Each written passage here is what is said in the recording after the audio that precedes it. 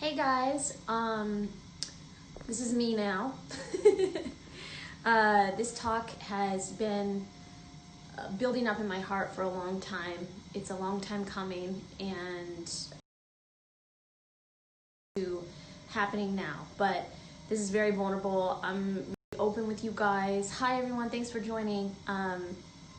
This is gonna be a heavy one, so it's gonna be beautiful, but if you're just looking to laugh and have a good time, this might not be for you right now, because this is gonna be vulnerable, it's gonna be raw, it's gonna be real.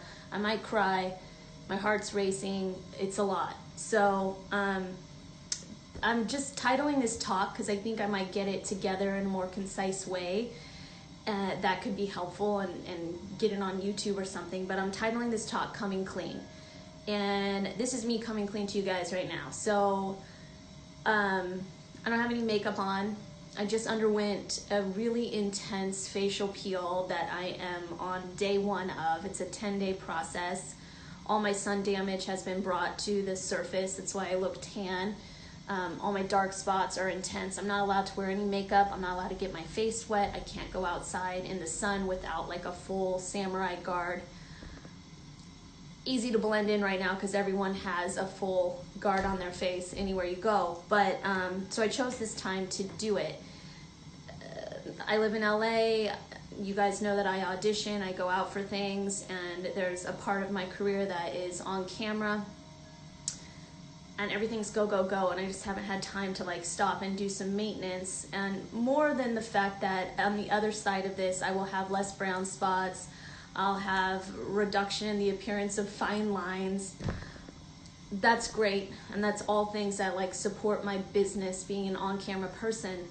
But more what interested me in going through this process right now is the emotional journey. I did one peel because I'm just like prone to sunspots, you know, sun clusters, and it's just beating in. And so I did one maybe 4 years ago. Noticed that it was very emotionally triggering, so I'm prepared for that. I knew going into it a lot of emotions are going to come up. So this talk is Coming Clean. It's a talk about beauty culture, our society, and how I'm feeding the lie. And when I first titled it, I wrote how we are all feeding the lie. And it's not that that's not true, but I wanted to make it about me. And like what felt more authentic was me owning that I am feeding the lie. I'm feeding the lie daily. If you go from here and you go look at my feed, all of those photos have filters on them. They just do. Probably can't find one without a filter. The food has filters. It's made to look brighter and better. I use filters that make my skin look brighter and whatever I think is better. It hasn't even been beyond me to like use that other app that like tucks your waist in a little bit because I thought I looked boxy. You know, and I have a judgment on that for myself because one, I want to be able to love and accept myself exactly how I am, and two, I don't want to feed a lie. So I've been feeding a lie. I've been feeding the lie that in order to be loved and accepted or seen, that you have to fit into this societal beauty standard and that you have to be youthful and all these things. So, and when you participate in things like airbrushing your photos and putting filters on filters on filters, yeah, I get it. We're marketing, like especially people that are in the industry, like we're all marketing, you know, and we're trying to get our shows picked up or get someone to buy our podcast, or, you know, right now I have producers that are selling my show to big companies like Sony, Netflix, Hulu, like there's these big players that are looking at me, right? And they want a product that looks appealing, the same as you go to the grocery store. Not now, you just buy what you can get, right? But you go to the grocery store and you want to grab the product that looks the most appealing. I have become detached from this like skin suit that my soul's walking around, and it's a product, and however it needs to look to get sold so that way my soul's message can come through. I'm okay with playing the game a little bit. I really am, but I have been torn into two pieces over this because there's a part of me that I don't want to perpetuate a false beauty standard that's unrealistic, that every girl is like bright-eyed and bushy-tailed and has beautiful lashes and flawless skin and she's well into her 30s but somehow magically looks 22. I don't want to do it, but I want to play the game enough that I can get my soul's message out, which is about, it's about us, like the whole show is about like living in a holistic way where we can eat plants and help heal the planet and heal our bodies. And it's about love, and it's about self-acceptance, and it's about compassion, and it's about F these BS beauty standards, right? So I've been torn between authenticity and playing the game a little bit to get where I need to go, right? And I'm trying to do the math about all of that, like at the end of the day.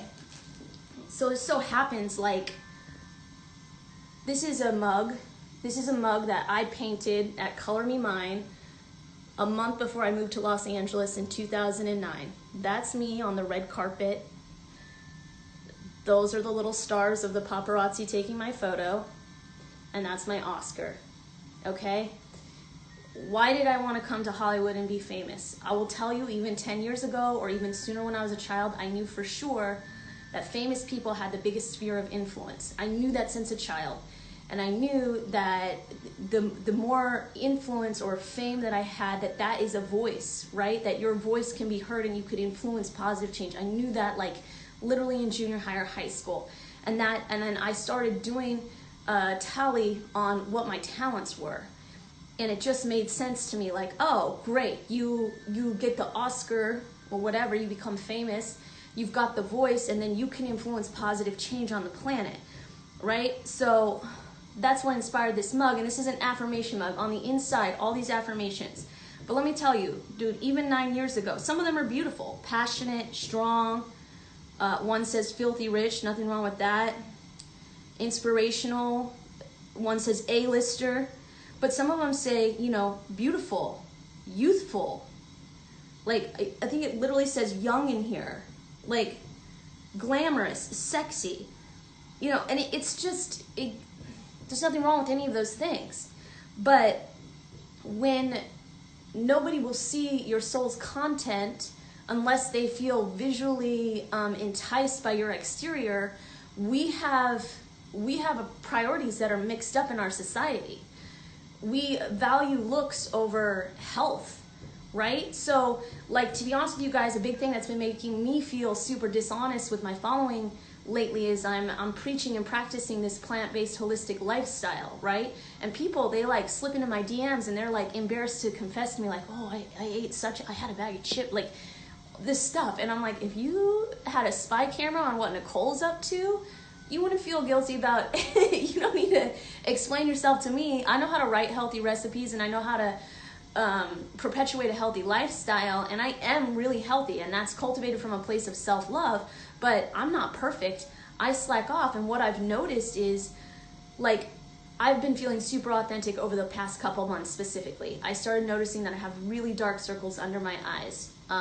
You know, you can't see them now because my whole face is this like weird color with this peel. But I literally recognized, I was like, wow, I don't look good without makeup on anymore, you know? And I look back to like a year and a half ago when Sophie and I were in Bali and just leaving the condo every day in our bathing suits and like going to catch some superfoods and some sunshine, not a stitch of makeup. I never felt more beautiful in my life.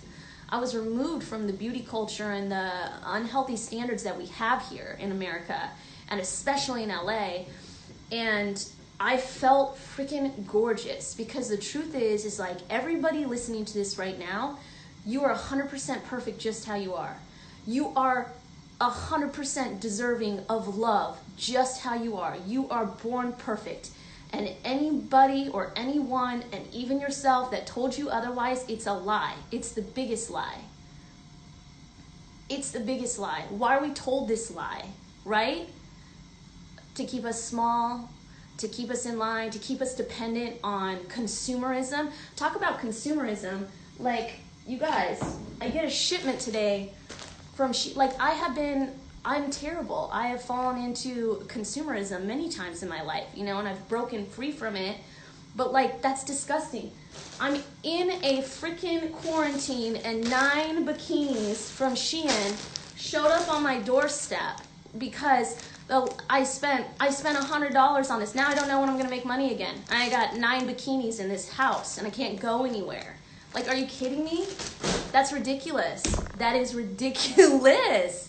So whatever, it's a reality check, and I'm just like, I'm trying to stay on track so this has like a positivity in that, like I take you guys on a journey, but we end up somewhere.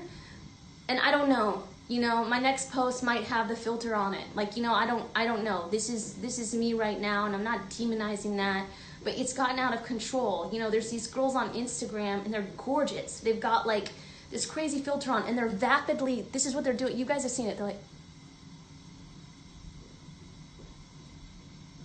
they don't say anything, they don't do anything. They're just, and they're famous. They've got Desmo point. There's no content. They're vapid, and it's disgusting, and I feel bad because those girls just want love. Like, they just want love, and they believe the lie that that's what they have to be, do, and present to the world in order to be worthy of love, and it sucks.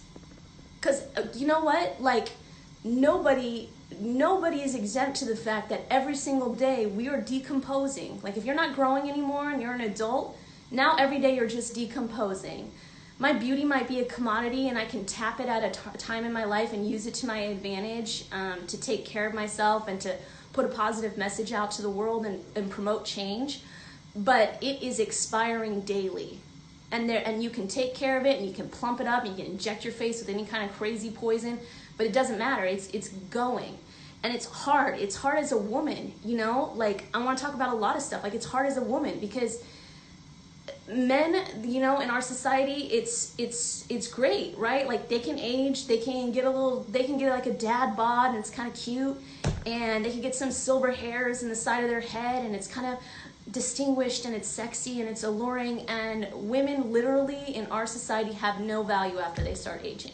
Like that, like, and I'm not saying that's how everyone feels, you guys. I'm making like a huge statement about society, but like, no value, right? Like, your value is depreciating daily. And then there's this like hurry up and scramble and like try to marry someone before you expire, right? Like, this lie. And it's just like, I'm just hoping that like this whole coronavirus, like, I don't know how this is going to affect it, but maybe it is like a wake up call of people like revisiting what's really important.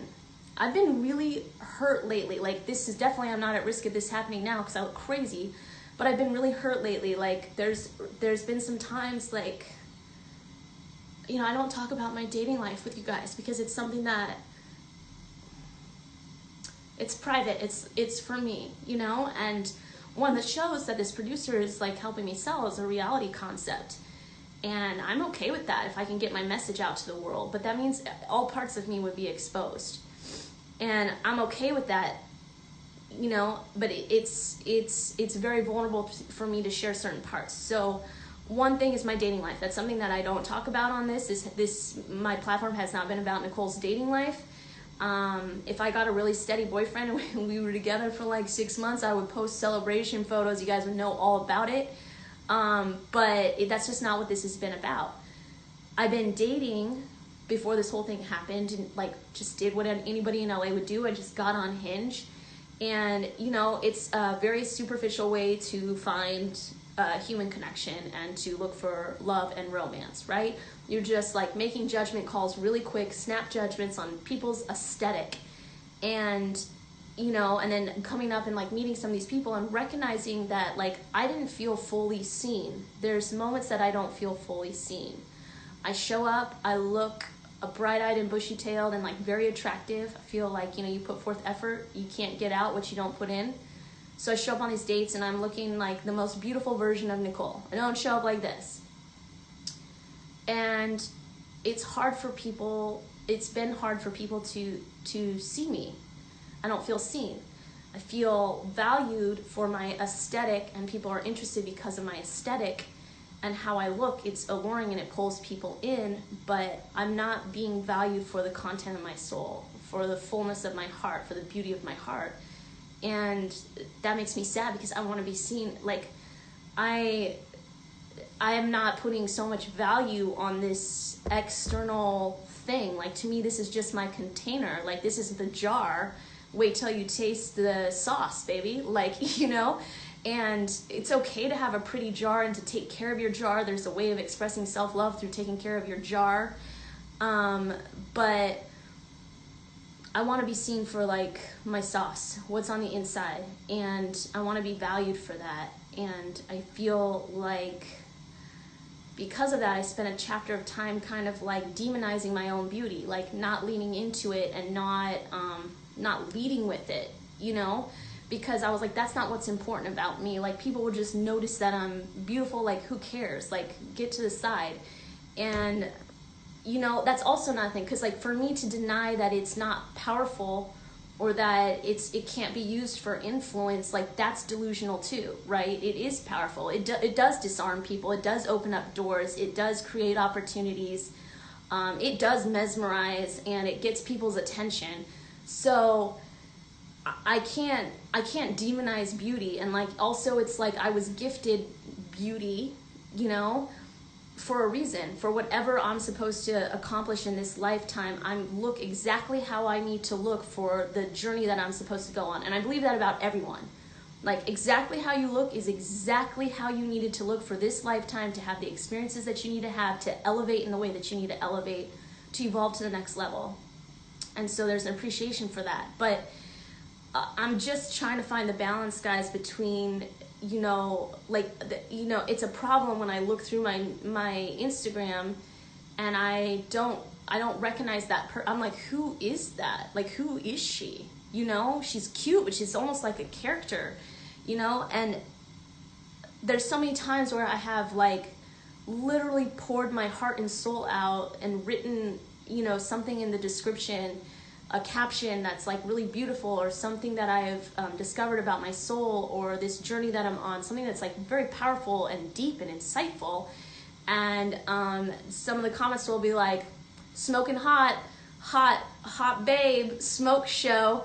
And that's okay. It's okay to appreciate beauty. I appreciate beauty. Like, I went on a hike this morning. These guys were hanging out, and I took some home with me because they're beautiful and I appreciate them, and I want that around me. We want to be around beauty, but let's make sure that the beauty that we surround ourselves, or the beauty that we're prioritizing, is more than just skin deep. Like, that the beauty has depth to it, and that it's true beauty. Because I've definitely seen some girls where I was like, she's a supermodel, but the words that just came out of her mouth were like, she's a monster, ugly, disgusting, entitled, freaking self-righteous because you were born with a face that you didn't have to work for or do anything for. You're not better than anybody, you know? But when we reward that behavior and like we feed into it, then we're perpetuating that lie too, right? Using these filters is perpetuating that lie. I want to make sure that I'm talking about all the things. Like, one of the things I said, I want to talk about ageism. We talked about that.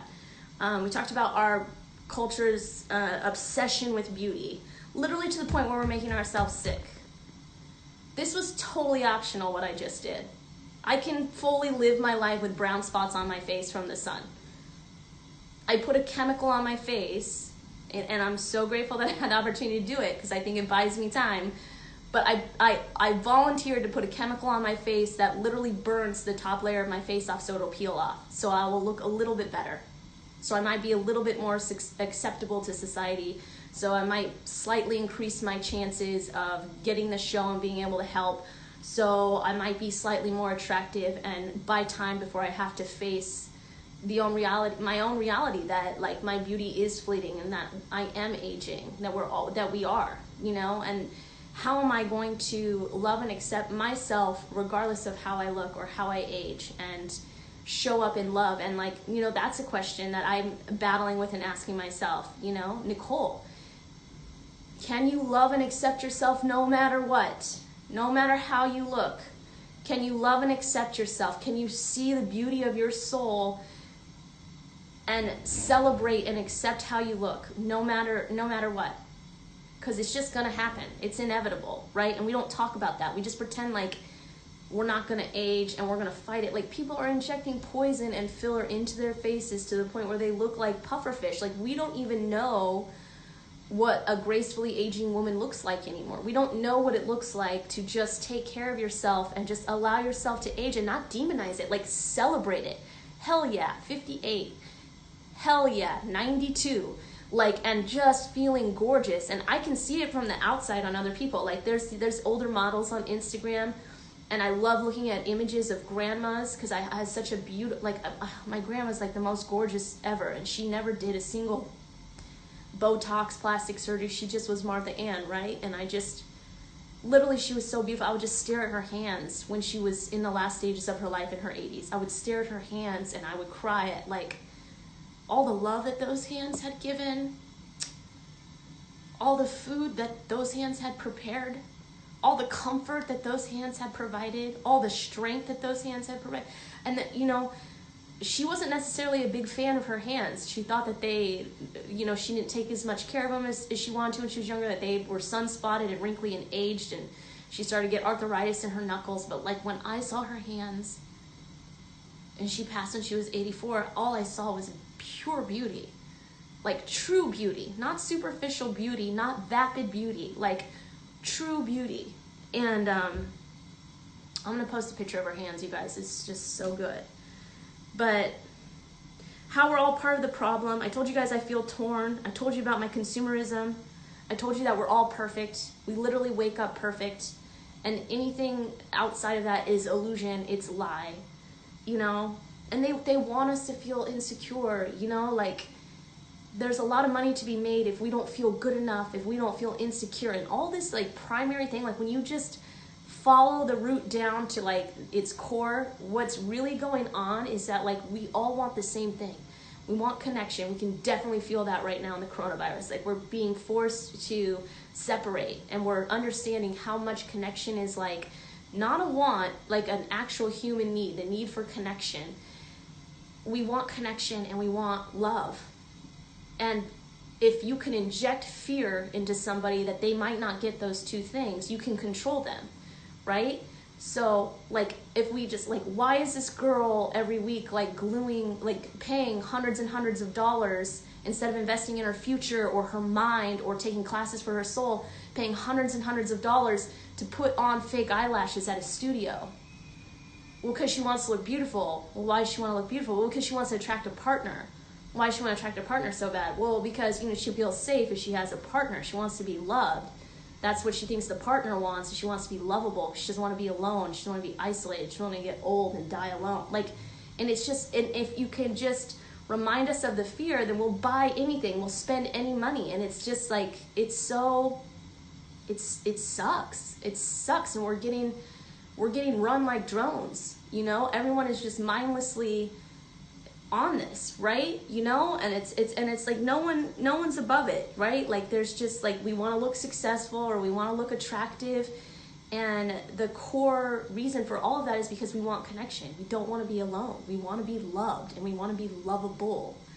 But the truth is that like you'll be able to just be blown in the wind unless you know the truth, which is that you are 100% perfect, that you are 100% loved, that you are beautiful. And when you start to cultivate that love intrinsically within yourself, when you love and accept yourself, no matter how you show up, if you just love and accept yourself, then you can't be manipulated by this. And, you know, that's one of the books that I really want to write. And I'm thinking about spending this time writing this book specifically about my journey to discovering self-love, and like a how-to guide, because it's something that we throw around in our society. Oh, self-love, you know, self-love, you gotta love yourself. You don't love yourself, you can't love anyone else. Like we say it, but no one tells you how to say it, how to do it, right? No one tells you how do I love myself? And you just know that if you don't, you're screwed, right? And you know, that's hard. Like we need to learn how to cultivate love for ourselves, but it's the same as you cultivate love for somebody else. You do it for yourself. And I'm thinking about writing a book about that. But that's the cure to all of this, I think, is self-love, like giving yourself the love that you're looking for externally, because no one can provide it for you. And when you're confident and you're solid in yourself, you can't just be blown around by the wind. You can't be manipulated into like spending your life savings on some sort of facelift, and you know, you can't be manipulated, and you're good, you're solid. Let's see. This idea that we lose our value as we age, you know, I keep talking about that, but it's like, well, shouldn't we increase in value? Like we've learned lessons and we've grown wiser. We're better versions of ourselves. Like, shouldn't we shouldn't we be more valuable? But it's not. We have like a society that's obsessed with like prepubescent teens and kids in their 20s, and we're all obsessed with, it's sick, right? Like, why isn't there more, there was a body positive movement where we now can like show people of different shapes and sizes and celebrate the beauty in that, but there hasn't fully been like an age positive movement. It's starting to happen, but like I would really love that, to see more people being celebrated, what else am I? You're perfect. Every stage of life is perfect and magical, right? So when we obsess with this small chapter of our life, youth, and that's the best time to be alive, and that's beautiful. And then after that youth is gone, then you should lie about your age, you should be ashamed, you should do everything to try to cling to it, and it's fleeting, and it's a small chapter of life. Maybe it's 25% of your whole life that you would be considered youthful.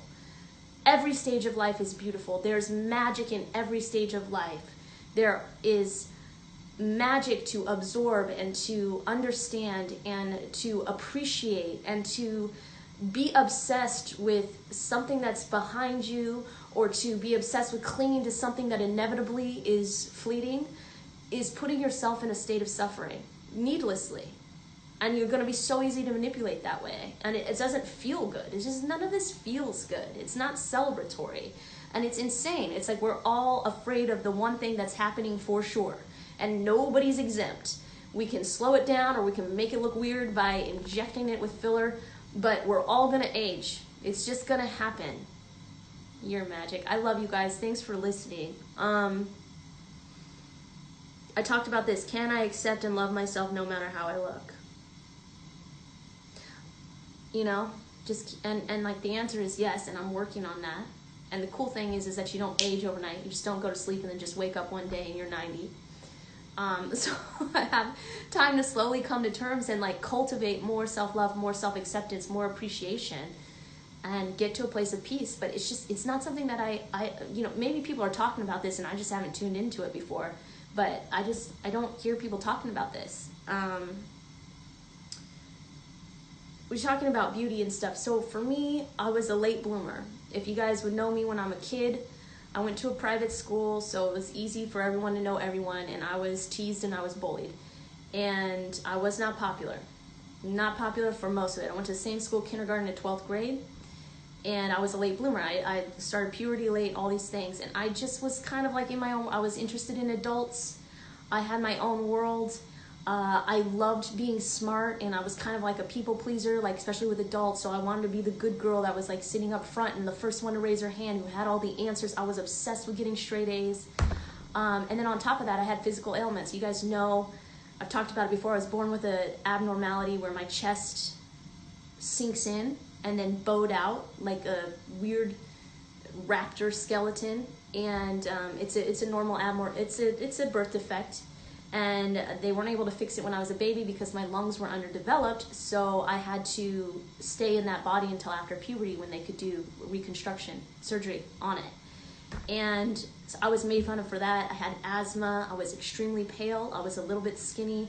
You could see every vein in my body, especially when I would get cold. My circulation wasn't that great because of the asthma and a bunch of other health stuff. But so I was teased relentlessly, and I wasn't beautiful. And so it was great because as a child, I was able to validate myself with other things that were deeper than how this container looked, right? So like I had my own little artistic world and like, things that I would pursue, and I loved nature and going out and playing, and I learned and I became really great at the sports that I was involved in, swimming, and I knew I had kind of like an athlete drive, and I started to validate myself for those things. And I continued to be teased, and I continued to grow up. And then between sophomore and junior year, puberty came to visit Nicole, and I was like, oh. And to be honest, I wasn't ready for it when it hit. I was like, what is this? Like I wasn't ready to like have a woman's body. I was just having so much fun being a kid and just playing. And I showed up that summer, like after that summer to school, and all these boys that had previously teased and bullied me and wouldn't hug me, mostly because of my birth defect. That was the ribcage thing was really like, people knew that I looked like a monster naked, and like that rumor spread school-wide, and you know, there was this boy that I really liked, and after he found out that, he wouldn't even hug me anymore, right? So I show up junior year, and all of a sudden I'm attractive. I hadn't noticed. It was definitely that like ugly duckling swan moment, and I went from being bullied and teased to boys not wanting to even hug me to homecoming princess my junior year. What? What? And I'm still in that state of disbelief. Like, if someone's attracted to me or says like, hey, sexy or beautiful, there's still a part of me that's like, oh, like there's a part of me that wants to look over my shoulder and see if they're talking to who is it? And it's like, it's you, silly. And it's interesting because it's like, yes, I understand on paper, like factually, yes, I'm an attractive woman, you know, by society's standards. But I also understand that like there's a part of me that's detached from that. I'm still like, oh yeah, I guess that's right. You know, I kind of forget, and then I get sad when that's all I'm seen for, because I'm like, that's not the real me, guys. That's just like whatever. I just woke up like this, literally, you know.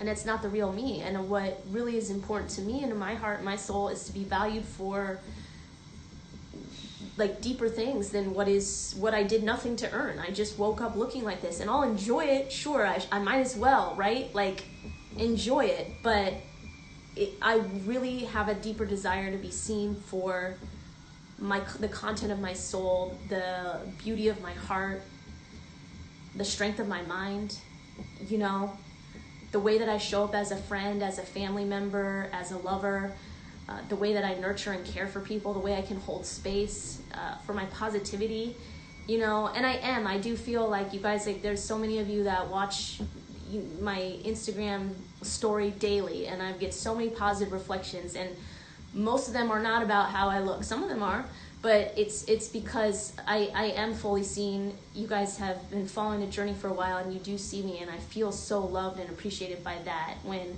I get feedback like, wow, Nicole, like that really inspired me, or you like really lifted me up, or, you know, thanks for sharing that, being so vulnerable. I felt that way too. Like, those are things that I care about. That's what matters to me. Like, this just doesn't matter to me, and I also want to appreciate it and like not take it for granted and take care of it. So it's just this balancing act, right? And yeah, there's nowhere to hide from you guys. There's no filter that I can put on right now to pretend like my face isn't peeling off. And so it's just like better time. There's never been a better time for me to talk about this and to start this discussion. Right before we started this live feed, Jessica Chastain, who I follow, I love her, and she's such a talented actress, and she's gorgeous. And it's so interesting to me because it's like, wow, that talent would exist regardless of how she looked aesthetically, but because she's so beautiful, we're able then to stay engaged long enough to see her talent. She's such an incredible actress, you know? It's just another example of it. And she's beautiful. She's held up in her house right now. She's popping champagne for her birthday that someone sent her virtually. And she's gorgeous, you know? But it's like, I hope that we could all realize that we don't have to be gorgeous in every moment, you know, and that we are gorgeous even in our, like, quote unquote ungorgeousness, right? Like, that we are literally born perfect. Every cell of our being is perfect. And, you know, there's negative talk. Maybe you've participated in it, or maybe you've received it. But, like, for example, you know, before this whole thing happened, I was going to have a dinner guest over. And so I was feverishly, like, cleaning the house all day to, you know, not because I felt that the person that was coming to have dinner with me is going to judge me because my carpet wasn't vacuumed, but I want to create a nice space for us, right, to enjoy the evening. But because of everything that I was doing, plus cooking all the food and, like, just trying to create this really special experience, I was running myself ragged that day. And then I go to my neighbor. My neighbor is this old man. He has glaucoma. He has a hard time putting his eye drops in. So if I'm home every day at 5, I go over there and I put eye drops in for Pelge, and we catch up, and it's really sweet. He calls me Angel, sweet man. So I go to Pelge, do his eye drops before my dinner guest comes, and Pelge is like, what happened? what's the matter? What happened? You know, and it's like, Pelch, I just don't have makeup on. Yeah, but what happened? Like, and I'm like, that doesn't feel great, you know? Or if you're a woman who has showed up without makeup on one day and everyone asks you, oh my God, are you sick? Are you okay? You don't look good, you know? Can you talk about the peel process? Yeah, I'll talk about it and inspiration for it. Yeah, definitely. I'm going to talk about the peel and what inspired it. But there's always this conversation about like what happened, or you don't look good, or you look sick, and it's like, guys, stop, don't say that. Like that's really rude, and it's hurtful, and it breeds insecurity. You know, like a better thing is just checking in with like how like if you notice that, because it's like, we're gonna notice that. I notice when someone looks perfect and they spent 5 hours in front of the mirror and their hair is blown out and they've got their eyelashes on. Like, we all notice that. It's cute, it's beautiful. But you know, you don't need to ask questions in a way that makes someone feel bad or insecure. Like, what are you breeding there, you know? Or you look tired. That's another one. Like, don't say you look tired to a woman or anyone. Like, don't say that. Like, instead of just saying like you're just like a kid that's like pointing and being like ugly, beautiful. Like don't, like, why? Like, instead of saying that, like, why don't you check in? Hey, how are you doing? And don't say, oh, hey, I noticed you look like shit. How are you doing? Looks like you've been going through it. Like, just check in with the person. Hey, how are you doing? You know, they might tell you, oh, wow, I'm actually really exhausted. I've been cleaning my house all day. You know? But, like, we don't need permission to show up however we show up. You know?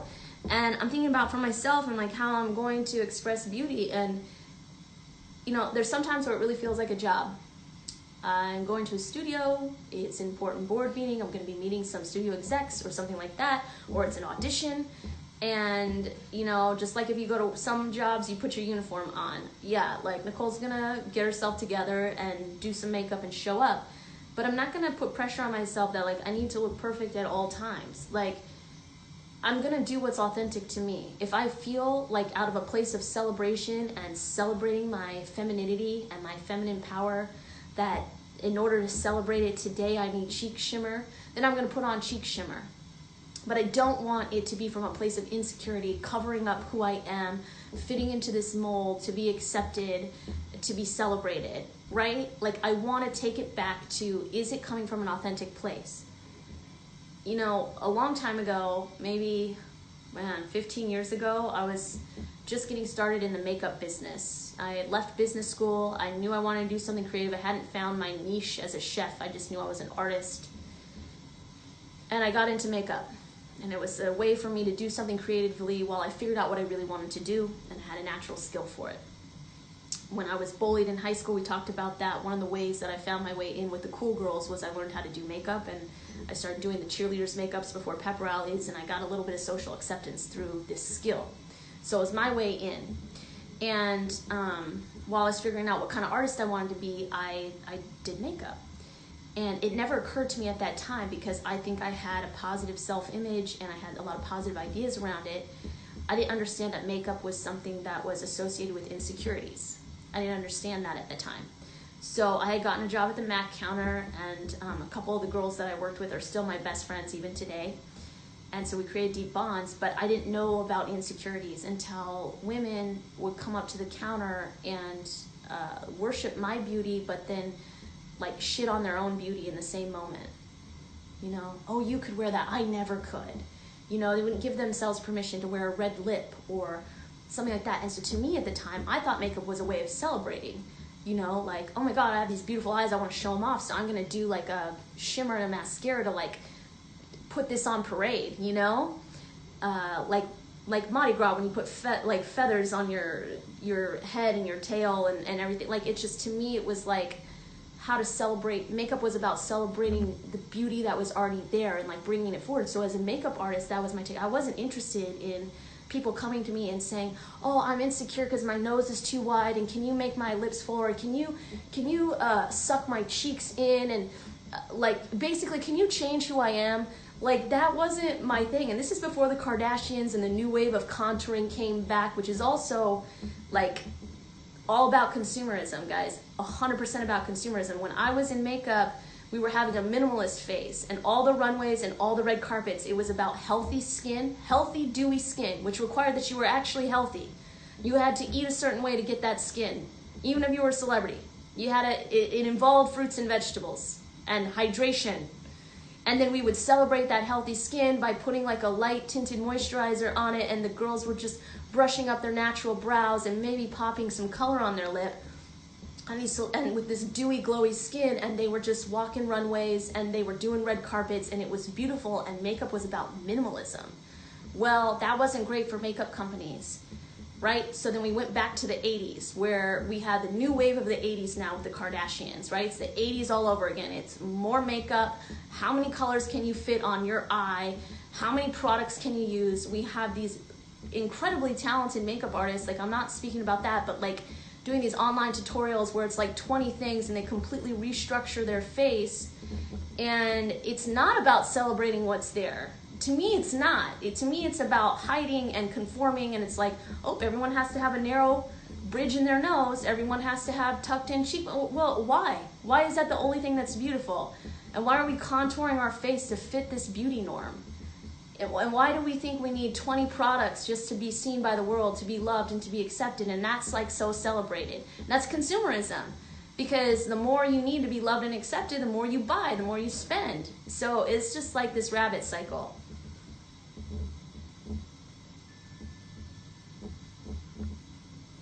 Feminism. There's a lot of talks about feminism. I've got my foot in both worlds. I'm like in this like mainstream society world, and I'm a little bit in this hippie world. But I'm not full hippie, and I'm not full office professional, right? I'm in two worlds, and I balance that. And there's been this new age of feminism about like, you know, these women that aren't shaving their armpits or shaving their legs or waxing their vagina hair, like, and I'm like, more power to you. 100%. What's anti-feminist is when you judge other women for expressing their femininity in the way that they choose to, right? So maybe it's because I've been programmed by the man, but I still enjoy shaving my legs just for me. Even if I'm never going to see a man, there's no one coming over to my apartment, I enjoy shaving my legs and my armpits. And I like doing that. And as women, we can't demonize each other for doing it and saying that like we're like pushing forth this like false narrative. Every woman or even person has to be able to express in the way that they want and celebrate themselves in the way that they want. So if it's not coming from a place of like seeking approval or seeking outward love, and you're shaving your legs because that's what you want to do, or you're putting on mascara because you authentically like feel like you, out of a place of love, self-love and celebration, want to put on mascara, then do it, right? But that's just like a thing that I'm doing for myself. I'm checking in. Am I doing this for me, or am I doing this for someone else? Am I doing this for celebration of who I am, or am I doing this for some extrinsic approval that really only I can give myself anyway? Okay, that is all the bullet points, but just in conclusion, like, just want to raise awareness about how we're talking to each other. You know, change the verbiage. Don't say, hey, you look tired, or oh God, what happened? Check in with people. How you doing? What's going on? You know, and try to find, like, let's try to resensitize ourselves. It's like we had to turn the volume up, like lines became blurred and blurred and blurred and softer and softer and softer. And now it's like if you look at most of the images of humans that are out there on the internet, everybody looks like a plastic doll or a cartoon character, and we are desensitized to the way that humans actually look. So how can we find our way back to sensitivity and like celebration and appreciation? You know, one of the things that one of my close friends, Christelle, said to me, that when I smile, my nose wrinkles up here like a cat. You know, now everything wrinkles because this peel's about to fall off. But like, she noticed that about me, and she loves it. It's like, it's her favorite when I smile and she sees those. And that's not something that would be maybe celebrated by mainstream society, but she celebrated it, and it made me notice it and see the beauty in it. So find the beauty in other people. Find deep beauty, not just surface beauty. And find the beauty in yourself. Like, don't compare yourself to something else.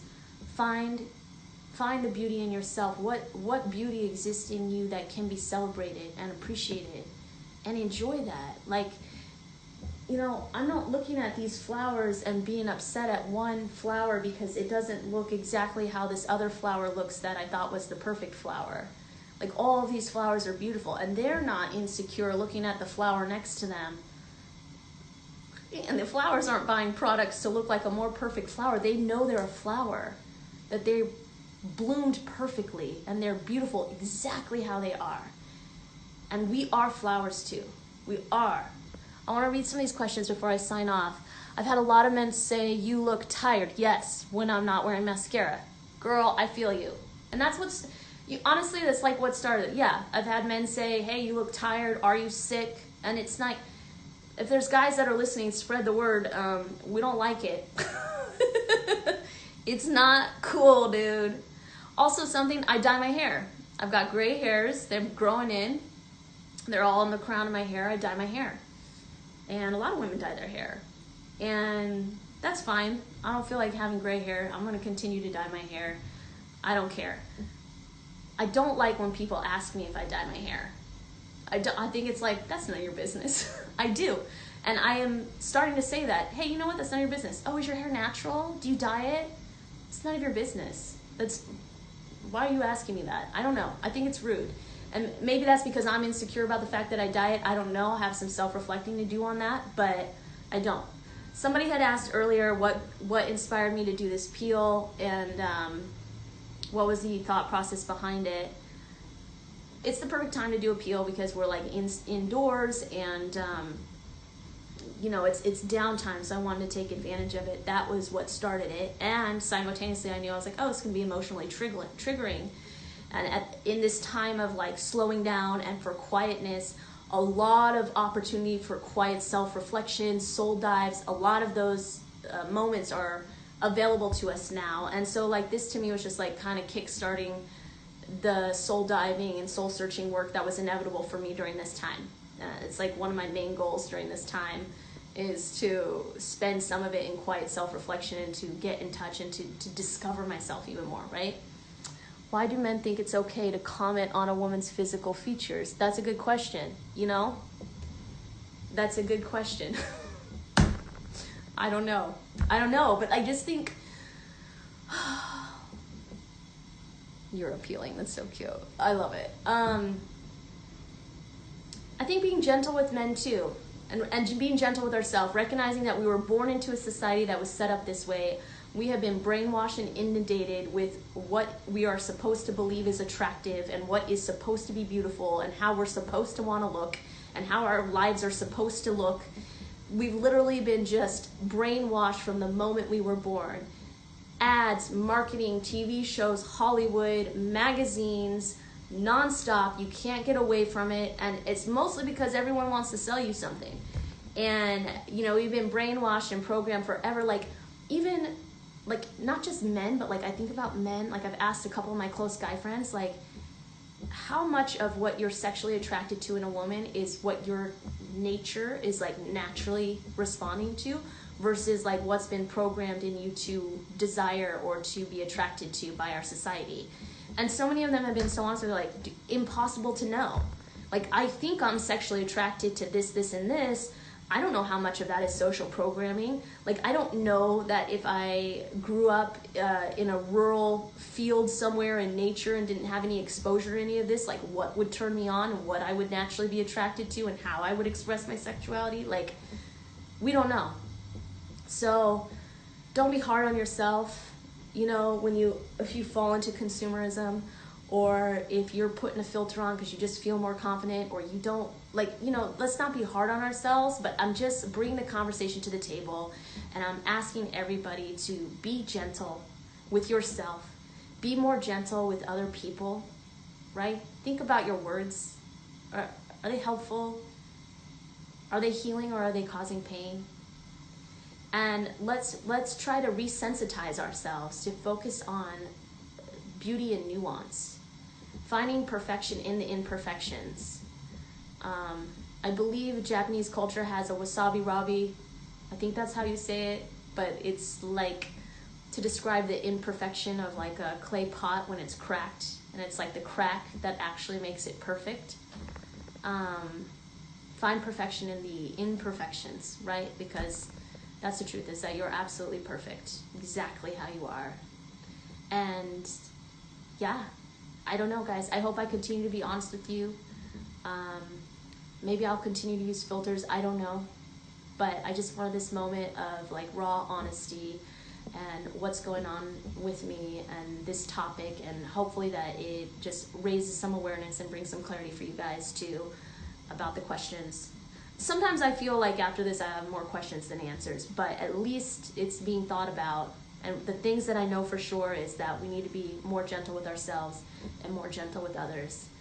And we need to resensitize ourselves and protect ourselves from that brainwashing as much as we can, right? It's going to keep coming at us, but maybe we'll make a change, make a shift, and just stay authentic to you and express in the way that feels authentic to you, and own your truth and own your power.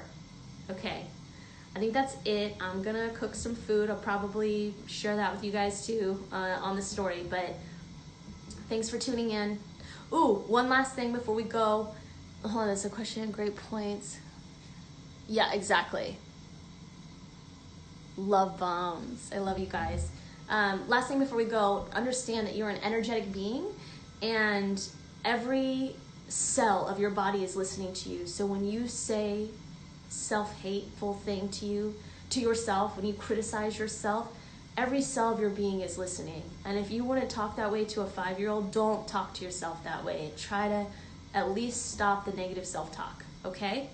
All right, guys. I love you guys so much. Thank you for listening. Stay positive, stay safe, wash your hands. Love you guys so much. Love bombs.